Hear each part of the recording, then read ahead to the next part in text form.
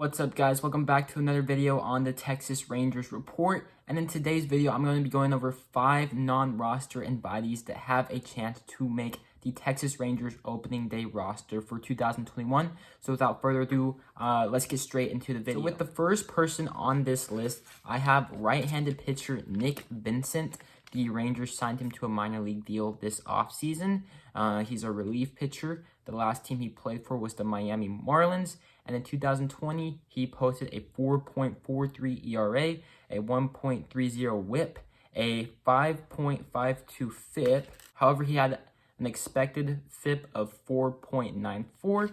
So that means that he was actually pitching better than what the stats were showing. However, not that much better. If Nick Vincent were to make the team, I wouldn't expect him to be an 8th inning guy or a 9th inning guy. Those roles are probably meant for Jose Leclerc and Yantin Hernandez and maybe some other guy. However, Nick Vincent would be a nice veteran leader to have in the bullpen, as the Rangers do not have a lot of veteran leaders, and he's proven to be better than what those stats have shown. However, he is old, and in 2020, he was pitching a lot better than what those stats were showing, except he had a very bad last outing of the season, which inflated those numbers, kind of like what happened to Lance Lynn against the Houston Astros whenever he let up like 10 runs. That was super embarrassing. However, as Rangers fans, we know what that feels like. So if Nick Vincent were to make the team, he'd be a solid middle reliever, and then maybe we could trade him at the deadline for prospects, but I wouldn't expect too much with him. Now moving on to the second guy on this list, we have Ian Kennedy. This guy we signed to a minor league deal, and I was actually super excited when we signed him. The last team he played for was the Royals. He's been a starter in his career. He's been a bullpen piece. He's been a closer, and in 2019, that's when he broke out as the Royals closer, and his stats in 2019 was a 3.41 ERA, a 1.28 WHIP, a 2.99 FIP, and he had 30 saves, so those stats are very good. He did have a down season in 2020. However, a lot of people are saying that you shouldn't really look too far into the 2020 stats. I kind of agree. I think you should kind of look into the 2020 stats. However, I do think Ian Kennedy has a good chance to make the Rangers club for almost the exact same reason as Nick Vincent. He's an older guy. The Rangers need a veteran presence. However, I think there's higher upside with Ian Kennedy, as he's proven to work in those high situation moments like at the 9th inning or the 8th inning, and he would be a veteran presence. And if you wanted to trade him for prospects down the line, you could probably trade him for better pieces than Nick Vincent. That's just where the Rangers are. That's what they have to be focused on. They have to be focused on how they can make their team better right now, but also better in the future. And I think Ian Kennedy would be a good person to help in the back end of the bullpen, but also for the trade deadline as well. Now moving on to the third person on this list, we have Hyun-jung. The Rangers signed him to a minor league deal as well. He is from the KBO. He's an older guy, 33 years old, not as old as Ian Kennedy.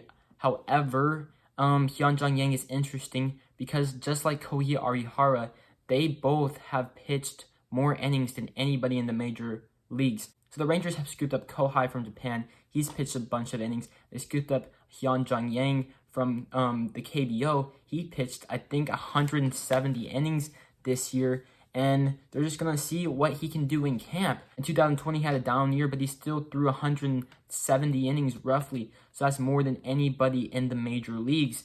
And just as recently as 2019, which was one of his best years in the KBO, he had a 2.29 ERA, a 1.072 WHIP, and he pitched 184 innings.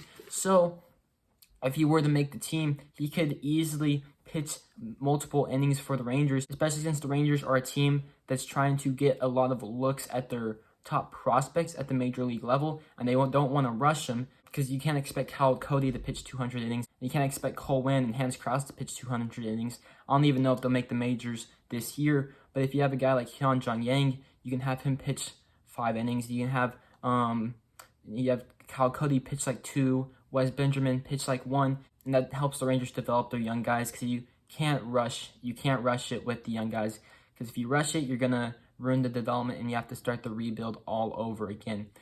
So Hyun-jung has been a starter, but he could be a longer reliever out of the bullpen as well. So be on the lookout for Hyun-jung in camp. The fourth guy on this list is easily Brock Holt. The Rangers signed him to a minor league deal to compete for the third base spot. However, he could probably play any position for the Rangers. We all know this is a wide open spot for the Rangers. We haven't really had a solid third baseman ever since Adrian Beltre retired. We've signed Asdrubal Cabrera, Todd Frazier, and they were just stopgap pieces. And we drafted Josh Young, and he's going to be the future at third base for the Rangers at the third base position.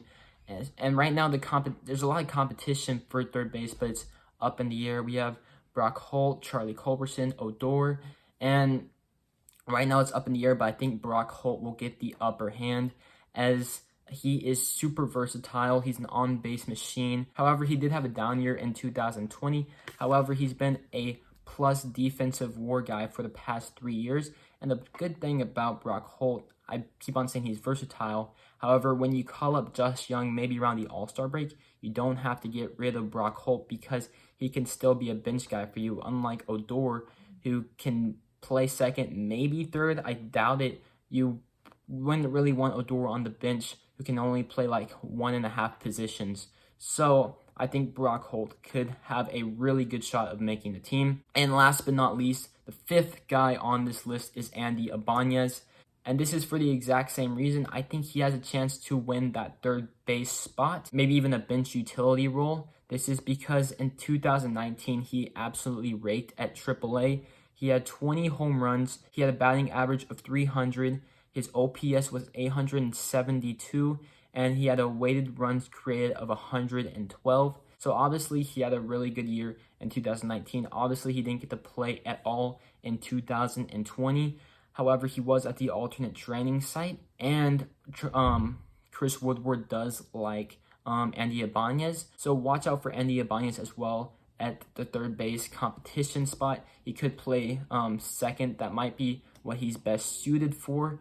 However, it could be interesting because if he got called up, there's some more team control with Ibanez rather than a guy like Brock Holt or Charlie Culberson, because if you call up Brock Holt, you have him for 1 year and then he's gone. But it could make sense to keep Ibanez in the minors and wait for like an injury to occur, or maybe the trade deadline when 40-man roster spots open up, so you don't have to designate somebody right away. So those are the 5 people that I think have a chance to win an opening day roster spot. They're on the non-roster invitee list. There are most definitely other people that have a chance. Like I think Charlie Culberson definitely has a chance to win a third base spot. I think Hunter Wood has a chance for a bullpen spot. Same with Spencer Patton.